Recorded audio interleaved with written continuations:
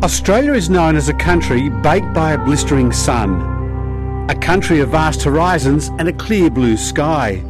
Australia has lots of sun. And what are we doing with it? Well, not enough according to solar energy experts. They look to the sun and see Australia wasting vast amounts of clean, free energy.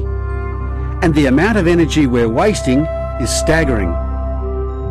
The amount of solar energy that hits Australia alone in one summer day alone is about half the total global annual energy demand.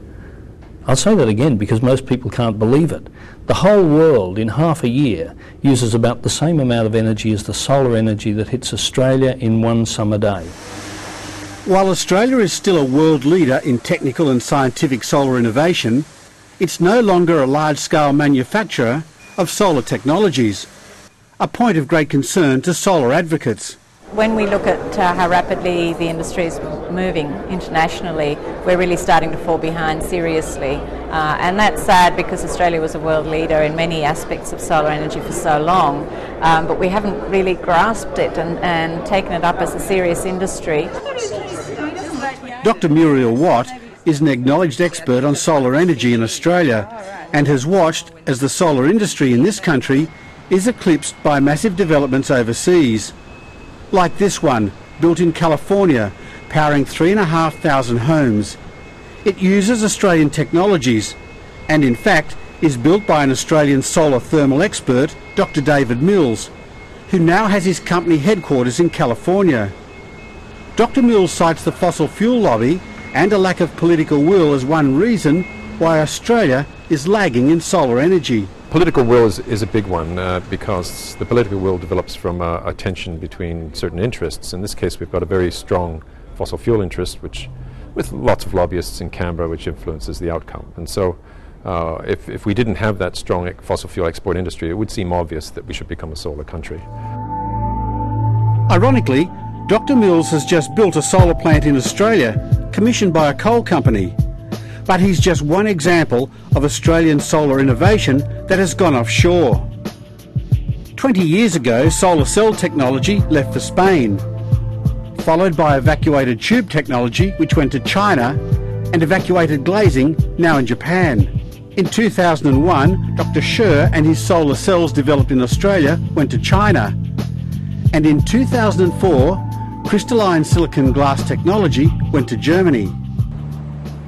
Dr. Scher Zhenrong is the classic lost opportunity for Australia. Dr. Scher worked at the University of New South Wales, a leader in solar technologies. But with little manufacturing support in Australia, Dr. Scher went to China, where his Suntech is the world's biggest producer of solar panels, and Dr. Scher a billionaire. Back in Australia, and the elections in 2007 were hopefully going to change all this.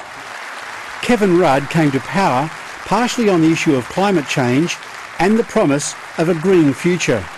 If elected, I will implement a renewable energy target of 20% by 2020 so that Australia can have a solar future.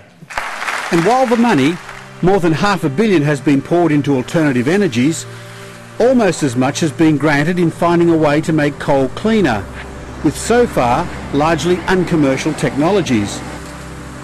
But earning over $22 billion export dollars per annum and a major employer, coal is still king in Australia, and the coal lobby is politically powerful.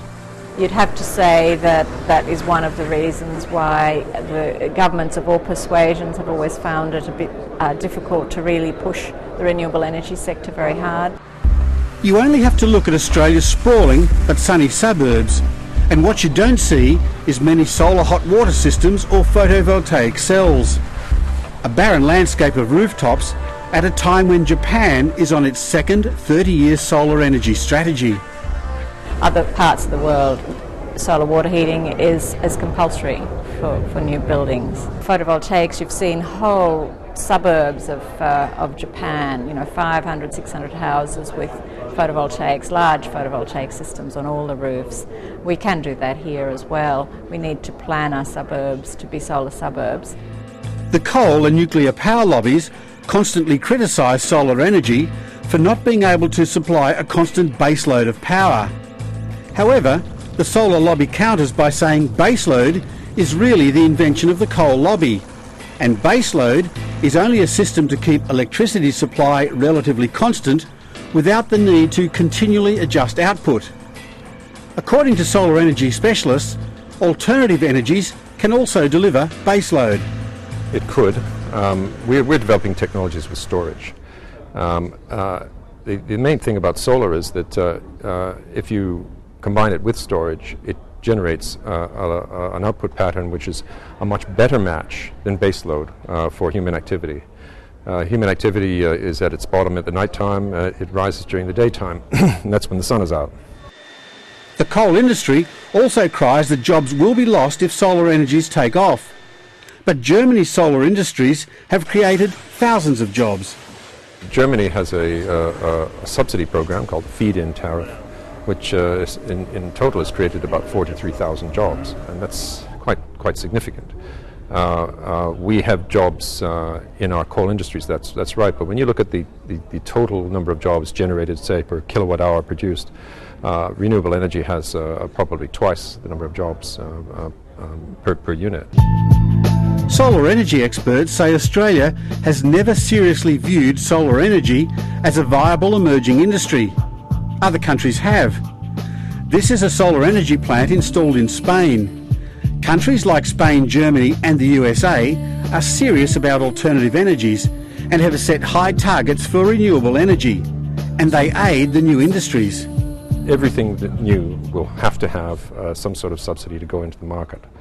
It's the only way that it's possible. And so we do need an adequate subsidy to get in, and that's exactly what has been provided in the United States. A carbon tax on industry soon to be introduced may be able to effectively underwrite a solar energy industry in Australia. Or maybe this country simply lacks the vision thing. We don't seem to have the imagination to do it. We always look for reasons why we can't do it and why it's going to destroy our economy and we're going to lose jobs. In fact, we will create new jobs, we will create new industries.